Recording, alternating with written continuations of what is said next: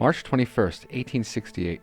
Former Confederate General Nathan Bedford Forest visits Columbus, Georgia to give guidance to the white Southerners who are angry with the changes being made in the aftermath of the Civil War. After this visit, the town starts a local chapter of the Ku Klux Klan.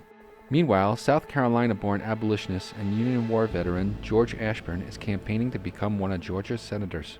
His strategy is to build a political base among the recently freed African-American former slaves. With the 14th Amendment on the verge of being passed, this large group of people are soon going to have the right to vote. Ashburn was what was called a radical Republican. He is so radical that he called President Lincoln's assassination the result of the hand of God because Lincoln was not willing to go far enough to punish the South. For many white Georgians, Ashburn's political views are too extreme to ignore. On the night of March 30th, Ashburn holds a large rally in the African-American section of town that seems to really energize the crowd.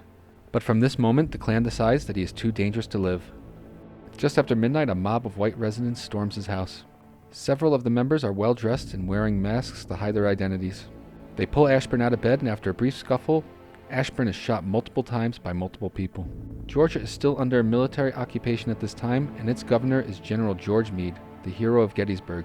Meade orders the local police to investigate the murder, but the sheriff refuses. Meade then places the town under martial law and sent Detective H.C. Whiteley to investigate the crime. Many witnesses were intimidated into being silent and had to be removed to safe locations in order to talk. 9 men were arrested and charged with the murder. They would be represented by former Confederate Vice President Alexander Stephens.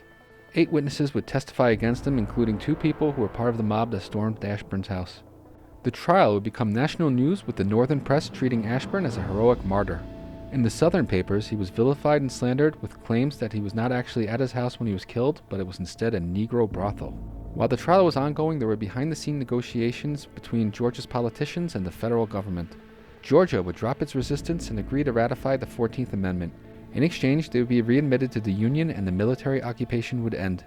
Because this was a military trial, Meade suspended it. It would now be up to the civilian courts to take up the case, but that never happened. The 9 men were allowed to go free, and no one would be charged again for the murder of George Ashburn.